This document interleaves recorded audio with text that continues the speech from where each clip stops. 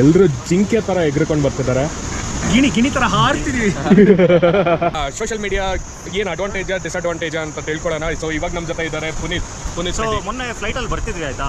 So ಫ್ಲೈಟ್ನ ದರ್ಶನ enjoy ಮಾಡ್ತಿರ್ಲಿಲ್ಲ. ಪುನೀತಿಂದ ಜಾಸ್ತಿ ಬೋಧನೆಗಳಾಗೋಯ್ತು. ಬೇಡ ಪುನೀತ್, ನಮ್ಮ ವ್ಯೂವರ್ಸ್ಗೆ ಆಗಲ್ಲ ಅಷ್ಟೊಂದು.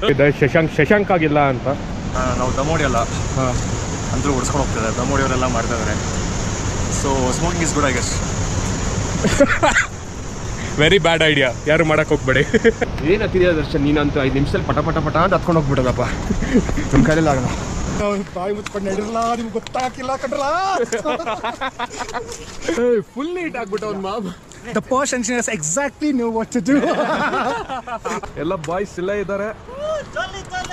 ಎಲ್ಲ ಜಾಲಿ. ಸರಿ, ಅಲ್ಲ ಆಗಲ್ಲ. ಸದ್ಯಕ್ಕೆ